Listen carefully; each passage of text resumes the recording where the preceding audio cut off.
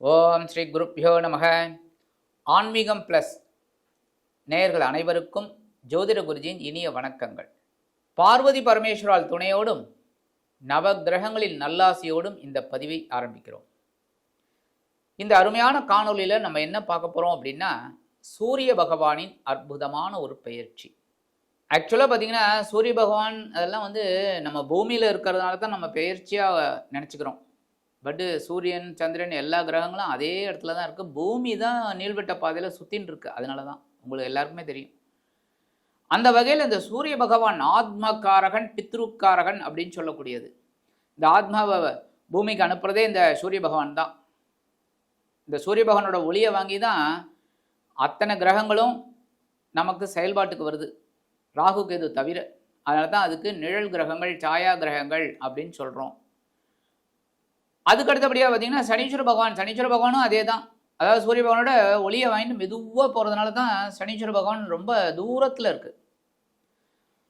அந்த வகையில் இந்த ஆத்மகாரகன், பித்ருக்காரகன் 17/9/2025 முதல் 17/10/2025 வரைக்கும் கிட்டத்தட்ட ஒரு மாதம் கன்னி ராசியில் சஞ்சாரம் பண்ண போகிறார். கன்னி ராசி அப்படிங்கும்போதே அது புதனோட வீடு. அந்த புதனோட வீட்டில் சூரிய பகவான் வர்றது ரொம்ப பெரிய பாக்கியம். ஏன்னா புதனுக்கும் சூரியனுக்கும் நட்பு தான். அதனால தான் புதனும் சூரியனும் ஒரு இடத்துல இருந்தது அப்படின்னாலே புதஆதித்ய யோகம். ஒரு குழந்தை பிறக்கும்போது அந்த இது இருந்தனால யோகம். சின்ன சின்ன டிகிரி வித்தியாசம் இருந்தால் கூட அந்த யோகம் கண்டிப்பாக அந்த குழந்தைக்கு கிடைக்கும். இந்த சூரிய பகவான் சிம்ம ராசிக்கு அதிபதி. அதே சமயம் கிருத்திகை, உத்திரம், உத்திராடம் இந்த 3 நட்சத்திரத்துக்கும் இவர் தான் அதிபதி. அந்த வகையில் இந்த சூரிய பகவான் கன்னிராசியில் இருந்துக்கிட்டு அற்புதமான பலன்களை கொடுக்க போகிறார். கன்னிராசி அப்படிங்கும்போது புரட்டாசி மாதம். ஆக்சுவலாக புரட்டாசி அப்படின்னாலே டக்குன்னு நமக்கு ஞாபகம் வருது பெருமாள் தான். வைஷ்ணவ சம்பிரதாயம் தான். திருப்பதியிலையும் நல்ல பிரம்மோற்சவம் அதெல்லாம் நடக்கும். ஆனால் இதே இடத்துல பார்த்தீங்கன்னா இதுக்கு பேர் ஷடஷீதி புண்ணிய காலம். அது சிவபெருமானுக்கு உகந்தது. ஏன்னா சூரியன் அப்படின்னாலே சிவபெருமான். ஸோ இந்த சூரிய பகவான் கன்னிராசிக்கு வரும்போது அதி அற்புதமான பலன்களை கண்டிப்பாக கொடுப்பார். இது ஆக்சுவலாக பார்த்தீங்கன்னா தட்சிணாயன புண்ணிய காலம். தட்சிணாயனம் ஆரம்பிச்சுடுத்து. இந்த சூரிய பகவான் 17/9/2025 முதல் 27/9/2025 அவரோட சொந்த நட்சத்திரமான உத்திர நட்சத்திர காலில் சஞ்சாரம் பண்றார். 28/9/2025 முதல் 9/10/2025 வரைக்கும் இந்த சூரிய பகவான் சந்திர பகவானின் ஹஸ்தம் நட்சத்திரத்தில் டிராவல் பண்றார். அதுக்கு அடுத்தபடியாக 10/10/2025 முதல் 17/10/2025 வரைக்கும் செவ்வாய் பகவானின் மிருகசிருஷ நட்சத்திர காலில் சஞ்சாரம் பண்றார். இது ஆக்சுவலாக பார்த்தீங்கன்னா எல்லாமே ஏடிஎம். சூரிய பகவான் அவரோட சொந்த நட்சத்திரம், அடுத்தது சந்திர பகவானின் ஹஸ்தம், அடுத்தபடியாக செவ்வாயோட மிருகசிருஷம். இந்த ஒரு மாதம் கன்னி ராசியில் இந்த சூரிய பகவான் சஞ்சாரம் பண்ணி அதி அற்புதமான பலன்களை நமக்கு கொடுக்க போகிறார். இந்த பதிவுக்கு போகிறதுக்கு முன்னாடி சப்ஸ்கிரைப் பண்ண அனைத்து இனிய நெஞ்சங்களுக்கும் எங்களது நன்றிகள், வாழ்த்துக்கள், ஆசீர்வாதங்கள். அதே சமயம் சப்ஸ்கிரைப் பண்ணிக்கங்க. அப்போ தான் நாங்கள் போடுற ஒவ்வொரு நிகழ்ச்சியும் உங்களுக்கு டக்கு டக்குன்னு கிடைக்கும். லைக் பண்ணுங்கள், கமெண்ட் பண்ணுங்கள், ஷேர் பண்ணுங்கள்.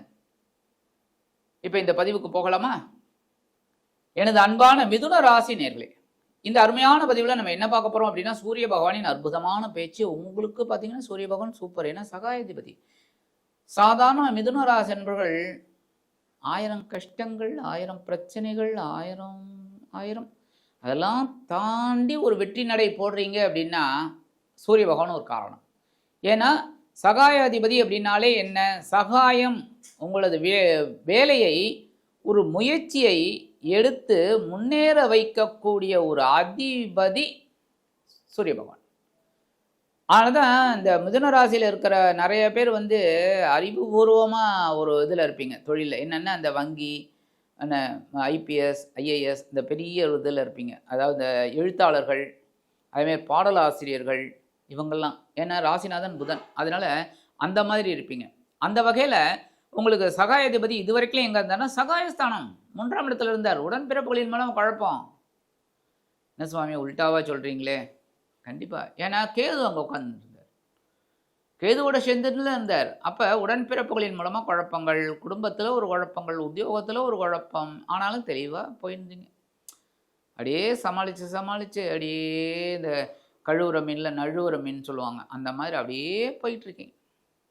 அந்த வகையில் இந்த சகாயஸ்தானத்தை விட்டு விலகிறது பெரிய பாக்கியம். ஏன்னா கேதுவை விட்டு விலகிறார். அப்பா எங்க வரார்? சுகஸ்தானத்துக்கு வரார். 4ஆம் இடம் கேந்திரஸ்தானம்.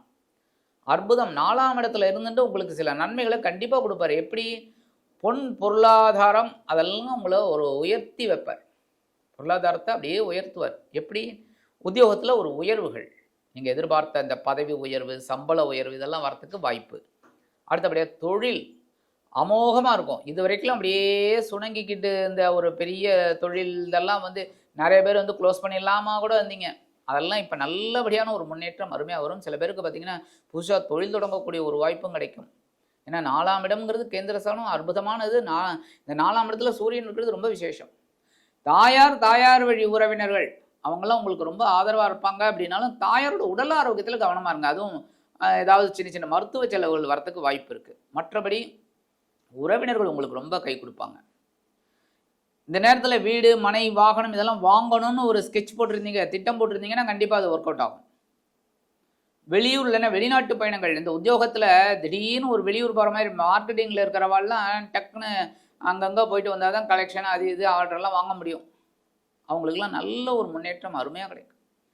அதுமாதிரி தொழில் வியாபாரத்துக்காக வெளிநாடு அந்த மாதிரிலாம் போயிட்டு ஆர்டர் பிடிச்சணுன்னா கண்டிப்பாக கிடைக்கும். அந்த வகையில் சில நன்மைகளை நீங்கள் இப்போ இந்த காலகட்டத்தில் எதிர்பார்க்கலாம். முதல்ல வரக்கூடிய 11 நாட்கள் சகாயாதிபதி சூரிய பகவானின் சொந்த நட்சத்திரமான உத்திரம் நட்சத்திரக்காக டிராவல் பண்ணுறார். இந்த நேரத்தில் உங்களோட முயற்சிகள் சாதகமாகும். நல்ல கவனிங்க, முயற்சிகள். அதாவது வீட்டுக்குள்ளேயே இருந்தால் வேலை ஆகுமா? ஆகாது.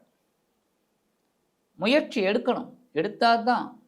ஒன்றும் இல்லை, இப்போ ஒரு பிச்சைக்கு போகிற ஒரு ஆள் கூட அம்மா தாயே தர்மம் பண்ணுங்க, அம்மா ஐயா தர்மம் பண்ணுங்கன்னா தான் காசு கிடைக்கும். அவன் மாட்டுக்கு உட்காந்துருந்தா எதிர அவன் எதுக்கோ உட்காந்துருக்கான்ட்டு போயிடுவாங்க. ஆக முயற்சிகளை நம்ம மேற்கொண்டோம் அப்படின்னா கண்டிப்பாக ஒரு நன்மை உங்களுக்கு இருக்குங்க.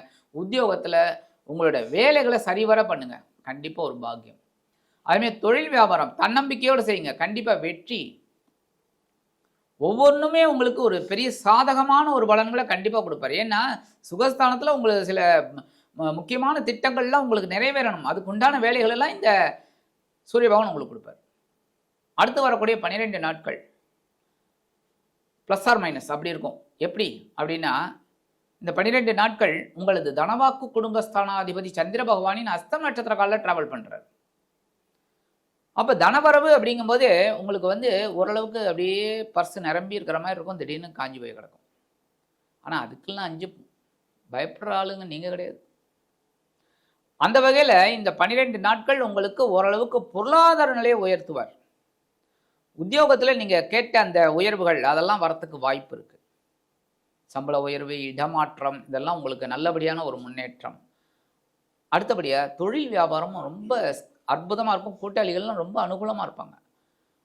அடுத்து வரக்கூடிய 8 நாட்கள் பகைரோன ரோகாதிபதியும் லாபாதிபதியுமான செவ்வாய் பகவானின் சித்திரை நட்சத்திர காலில் டிராவல் பண்ணுறார். கண்டிப்பாக கடன் சுமை குறையும், உடல் ஆரோக்கியம் நல்லபடியாக இருக்கும், உங்களோட திட்டங்கள்லாம் பலிக்கும், லாபம் கண்டிப்பாக வரும். உத்தியோகத்துலையும் சரி தொழில் வியாபாரத்துலையும் சரி நீங்கள் எடுக்கிற காரியங்கள்லாம் அற்புதமாக இருக்கும்.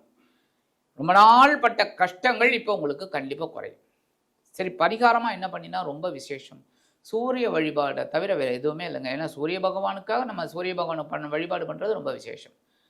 நேரம் காலையில் எழுந்தோடனே கிழக்கு முகமாக நின்று கொண்டு ஓம் ஸ்ரீ சூர்யாய நமக அப்படின்னு ஒரு 108 தடவை சொல்லுங்கள். முடியாத பட்சத்தில் 54 தடவை சொல்லுங்கள். ஒன்றும் பெரிய டைம் ஆகிடாது. ஒரு 10 நிமிஷம் ஆகும், 5 நிமிஷம். சரியா?